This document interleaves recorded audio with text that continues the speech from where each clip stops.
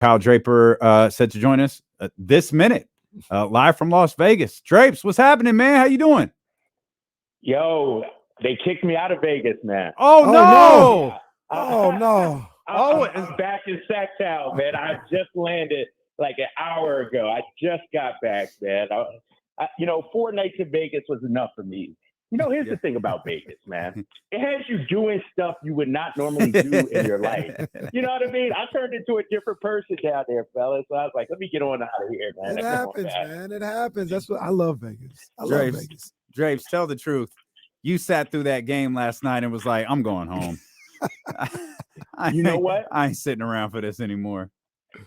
What's so crazy is, you got the Kings brain trust sitting there courtside. And at halftime, I was like, darn, I think I should leave, right? Because the game is awful. But I didn't want to walk out with them sitting right there. You know what I mean? I didn't want the whole, Sacramento Kings, Vivek, Medina, Monty, Mike Brown, everybody was right there. And I was in the second row in the media section. And I was like, man, if I get up right now and leave, they all going to see that. So I stuck it out, man. Hey, Drapes just like us. Drape's trying to figure out how to navigate the bosses just like we are. That's it, man. He's one of us. Drape's just a regular dude like we are. Yeah, I'm just a regular guy, Hey, man. Kyle, look, that's funny, though, because I know you love sports. You love hoop like everybody else. That Summer League, and about right now, that's when it gets real tough. I mean, the Kings are not the exception to the rule. And I talked about it earlier. You've been in a lot of gyms. You've seen a lot of hoop.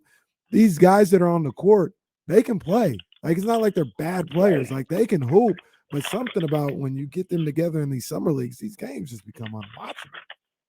Yeah, and the problem is, you're right. They can hoop as individuals. They're great ball players, better than me, anybody. But it's something about summer league where they just turn into like chickens with their heads cut off, bro. Because it's like, they're rats trying to fight over one piece of cheese. Like, it's like, nah, fellas, calm down, play basketball. But everybody's trying to do cheap things. Guys are diving at other guys' legs and everything.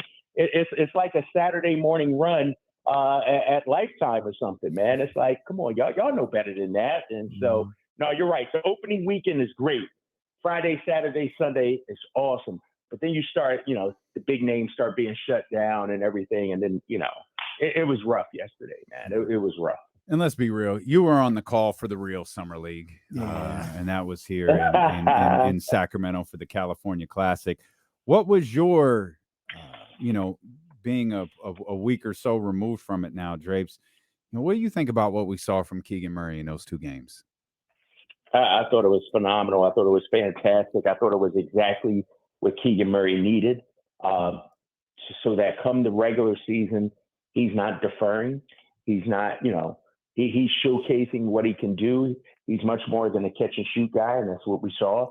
And it's interesting. I read the quote from Chris Mannix about how the Kings view him as a possible franchise type player, and that's lofty goals and lofty expectations. But he's definitely more than what we saw, and we got a little glimpse, in that Golden State series. I thought, him rising, on the biggest of stages and having a couple of good games. But I want to see more of that. When you look at the numbers, I think he averaged, 9.6 shots a game last season, 9.8, something. I want that around 15, to be honest with you. I want 14 to 15 shots from him. Get to the line, 6 times a game or something like that. And there's no reason why this guy can't, be an 18-point per game scorer on this Sacramento Kings team this upcoming season. Did you see anything in those two games and the way he was playing that surprised you, or feel like he did something a little better than you were prepared? I know me personally, his shot creation was something that obviously he didn't get a chance to show in the regular season, but I don't know if he's worked on it, or his dad says he's always had it, but we saw that a little bit in those two games in the California Classic. Was that something that surprised you? Were there other things that he was able to do that kind of stood out to you? Like, oh, I didn't know he had that in his bag. Yeah, that definitely stood out. Shot creation, being able to create off the bounce. When you look at the defensive side, the fact that they had him guarding point guards at times during, and that, to me, that was intriguing. I don't know what they see. I don't know if he can, do that on the NBA level, on the regular season level. But the fact that he was in that role, with his length, and if he can hold his own against these point guards out there, that's a new wrinkle, another added on-ball defender that they have. Mm-hmm. But yeah, you're right. His dad says, we ain't seen nothing last year. And obviously that's dad's talk. That's pop speak. But I think the evolution for him is going to be off the dribble, and not only scoring the basketball, but like you said, creating shots for others, putting it on the deck, the drive and kick game, or setting other people up. That's where I think the evolution is going to come.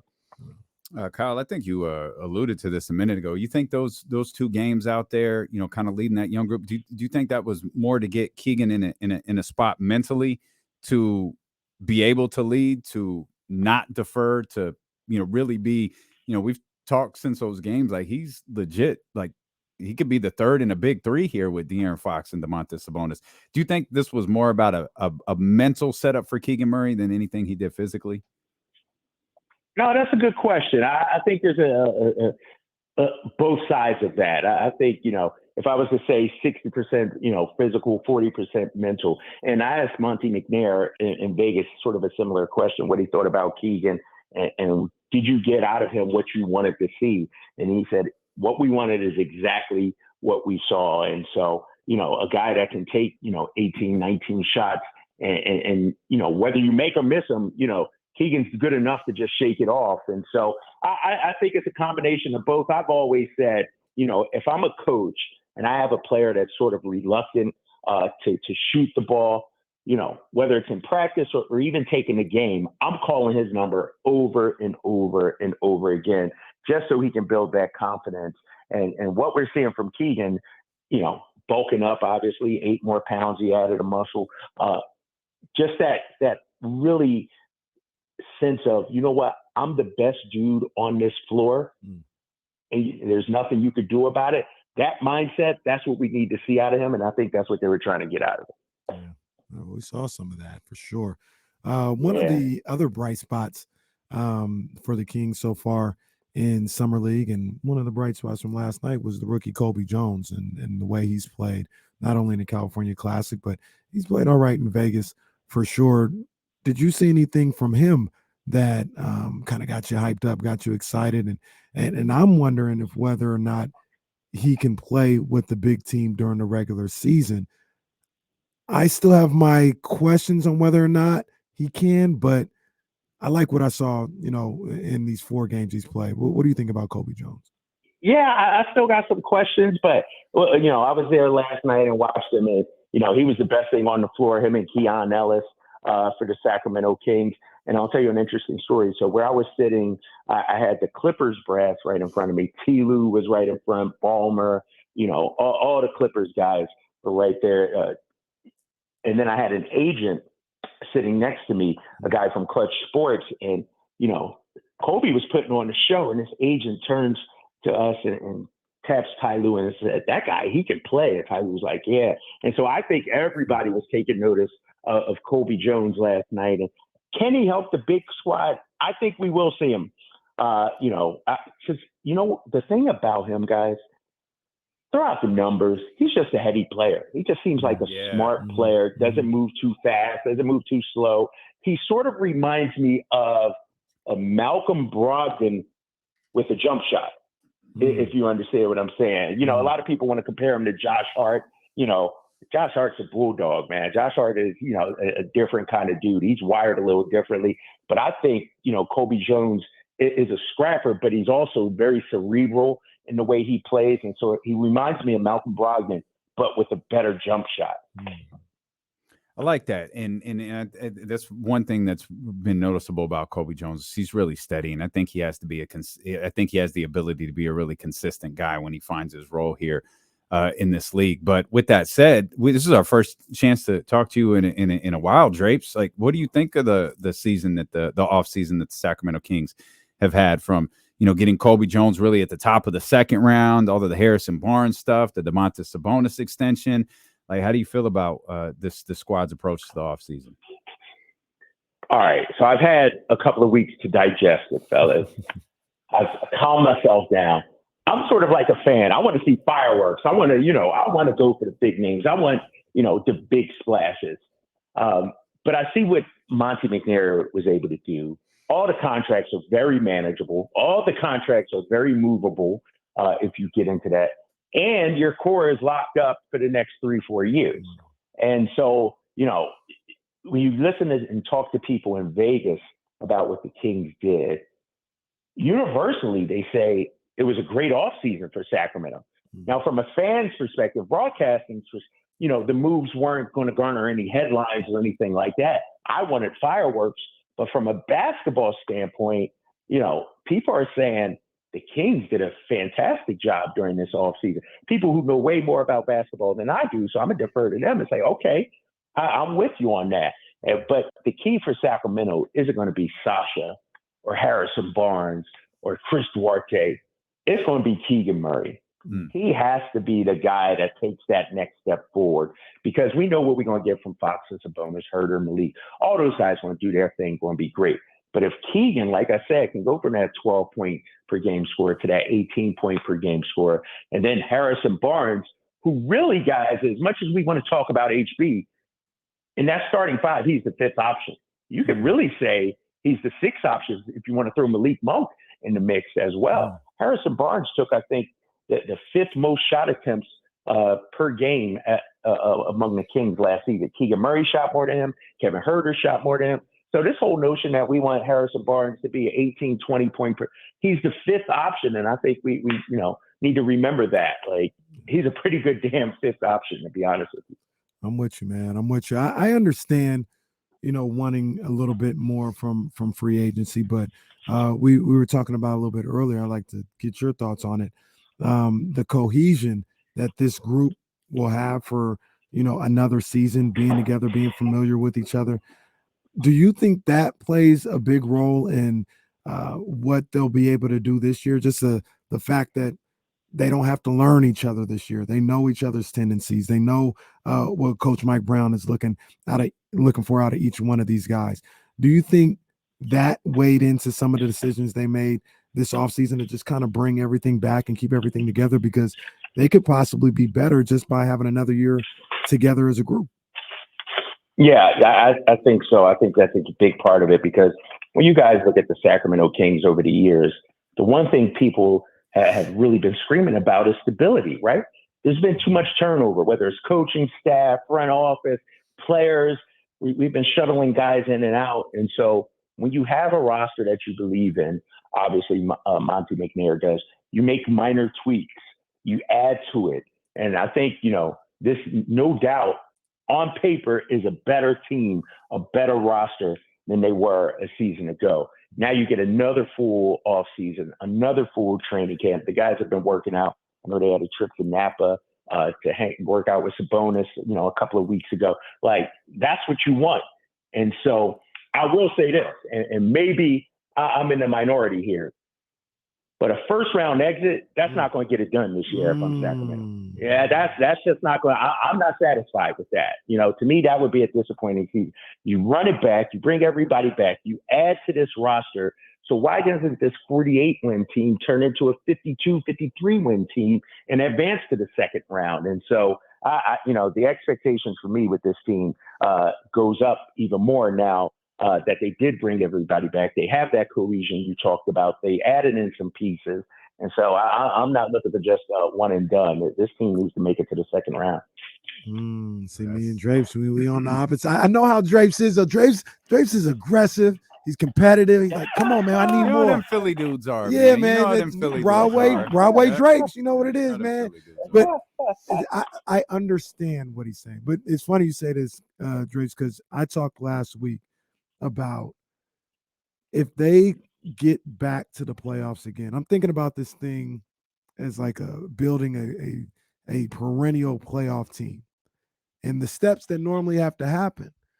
If you can get back to the playoffs again and show that, no, this wasn't a fluke, this wasn't a feel-good story, this is what we do, we're a playoff team. And if that results in a first-round exit, I won't look at that as much of a failure as it is part of the process of where you're trying to go. I'm not going to say I won't be upset or disappointed or anything, but think about it, Drace. You've seen a lot of basketball. A lot of these teams that are, championship contenders now, your Denvers, your Milwaukees, all these, they had to take a couple of years of first round exits to improve that team to get to the point where they're championship contenders. And I don't know. I know I'm in the minority. I disagree with that, Kenny. I disagree. We looked at Phoenix. They add in Chris Paul, and what happens? They go to the finals. That's an anomaly. Look at Toronto. They add in Kawhi Leonard. You look at Miami. Miami's been to 3 finals over the last, 5-6 years or whatever it's been. Come on, Kenny.